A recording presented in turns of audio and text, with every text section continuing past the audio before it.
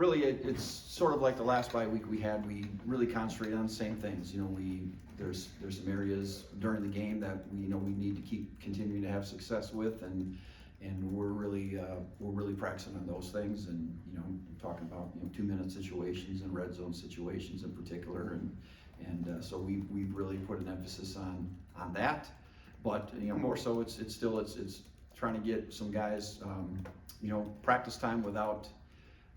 But they need some recovery time also with injuries and different things. Just make sure they're healthy and ready to go for Saturday. So, and it's always a good chance to get some of our younger players, get them a little extra exposure and focus on those guys a little bit too. So we tried to really accomplish a lot of things, but every practice we were also preparing for Iowa State. So so we've by Saturday, if we're not ready to play those dudes, then we're just not going to be ready. But so we've concentrated in all those areas. What has given you trouble with the 2-minute situation so far? I don't know.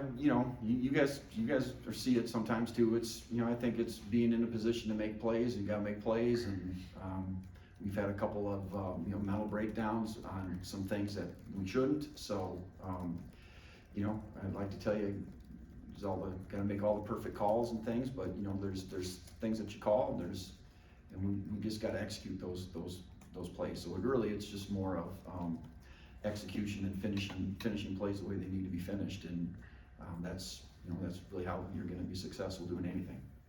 Against K-State, they didn't score a touchdown from like the 13-minute mark in the third quarter on, averaged 2.2 yards per play in the fourth quarter. Is there something that you were able to carry from that forward? Yeah, well, like we kind of got in that situation where we did quite a bit of pressuring towards the end of the game, and they seemed to struggle at least with some of it at times. So that was as good an answer as we had to anything. So we just kept calling it and calling them, and so I do think that I've kind of felt as the years gone along that we're a pretty decent blitzing team. We are. So I think that's where we need to continue to mix all those kind of things in there a little bit more. So I was kind of happy with some of our pressures, and some of those things are evolving a little bit too. It's a little bit maybe more than we've done in the past with the pressure and the coverage piece. So I think it's given offenses a little more to think about. Conventional wisdom is you keep putting in the work, the results are going to show up on the field. I mean, players on teams have been told that for years, right? You guys have all said it. You've also said, and Jeff just said it a minute ago, that these guys just continue to show up and work, and how proud you are of them. How have you seen that mental toll on them of not getting the results, frankly? Yeah, I agree with all the things that you just said. I do. Our guys do. They show up. They do the work. They have good attitudes. They're good to be around guys, and so I feel bad for them. Yeah.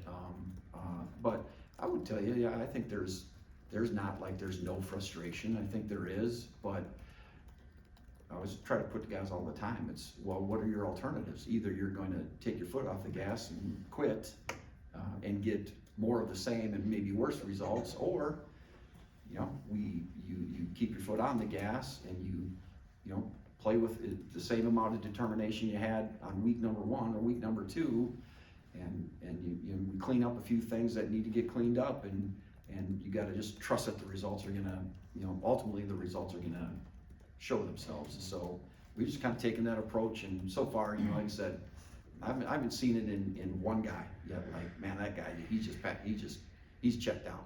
I don't see that in one guy. So I feel like we're gonna come out Saturday and we're gonna be fired up to play the best game that we have, the best game that we can, and then again. But sometimes you do that and you don't win. Well, that's kind of the way life goes too. I guess the important thing right now is that we prepare, and we prepare as good as we can, and we play as well as we can, and then the results just have to speak for themselves. Do you credit experience and the veterans is that easier for them than maybe it is for a freshman? Well, yeah, without a doubt. We do have a good experienced group of guys that have kind of been around the block. They've been through the hard times, because we've had some of those too, and really the kind of riding high on some of those good waves. So I think they've got pretty good perspective on things, and nobody expected that we're going to be in the situation we're in, but we are in the situation we're in. So, you know, we just got to keep punching. Just got to keep punching and trust that the results are going to come. What's the key? You talked about getting pressure from blitzes. What's the key maybe to getting more pressure out of your base stuff in your front four? Yeah, well, the key is to, you know, we got to just be more relentless in our pass rush and apply, you know, apply the things that we work on. Sometimes, you know, we work on some pass rush things, but, you know, they don't always just pass when you think you're gonna, you know, they pass on first down. You got to be ready to transition from kind of a run thought to a pass, and so those are always things that we need to do. And then just for guys, it's recognizing what the protections are, how this protection is working, and what do I need to do versus that. And so we do spend a good amount of time on the individual technique piece, but also here's how we attack, here's how we defeat these schemes of, you know, what they're doing. So, you know, beyond that, that just got to keep developing. And you know, we've got some players with some pretty good tools, and you know, I'll give you a guy, for example, Blake Harold on the inside. To try to tell him today, I just kind of caught him before practice, and man, that dude is so much improved from the start of this year even to now. And I said, you can see it, and he's probably our best. He might be our best just pass rusher, you know, particularly on the inside. But he works his tail off. He's relentless, and so, you know, over time, that's the results show. So, but he's a guy that's really taken the coaching. Not just him. I don't want to just single out him, but he's a guy that's really taken a hold of some things, and he combines that with a great motor, and starting to see the results. Against Houston, you were able to get some pressures too when you didn't send guys, but maybe you showed like you were going to send it. Yep. Do you think that's sort of the next adjustment? Yeah, I think that's always the cat and mouse game, yeah, of showing pressure and bringing pressure, showing pressure and not bringing pressure. And you know, Iowa State's probably just about like anybody. If you just stay in a spot and they know where you're going to line up and how you're going to line up and what you're going to do, well, that's a huge advantage for the offense. So we're trying to build diversity into what we do in all those areas. And hey, you're showing like you're coming over here, but you're really coming from over here. Move your front and blitz. Move your front and don't blitz. So I mean, we've kind of as the year goes along, you're able to do more of that stuff because you've had more time at it. So I feel like our package continues to you know, grow in those ways, and you know, we're gonna do our best to make it work for us. So there's all those elements of just what you said. Iowa State has a new OC. Do you see much differences between what you've seen from them the last? Yeah, couple maybe years I still feel like they're what Iowa State has been. Maybe a little bit more wide open in certain ways. You know, a lot of empty formations and just things which I don't remember them quite as being that much in the past. So, but they still use multiple personnel packages and 2 and 3 and 4 tight end packages. So you got to prepare for a bunch of stuff, and you know, you think they're in a 2 tight end package and they're going to be in, you know, these formations, but they're in no back formations, and so they really make you work. So I think there's maybe a little bit more of that stuff, but I think at the end of the day they might have the same playbook. I don't know. So you know, because they're certainly doing a lot of similar things.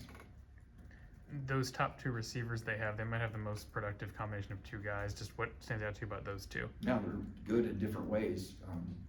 You know, 13 is we played against both those guys for, you know, a couple of years, and he's shifty, and they move him around, and they create things for him, and you know, 9 is, you know, he's obviously taller, a little longer, probably, you know, he's by himself a little bit more, and they can isolate him on, you know, on some various kinds of routes. He does a really great job. So I'm not saying they don't throw the ball to other guys, because they do, but you know, when it comes time to crunch time, you better be aware of where 13 and 9 are at, and you better have some answers for those kind of things, and or they'll just they'll just get you. You know what I mean? So they're both really good, and quarterback's good at finding them. He knows who to go to. So give them credit.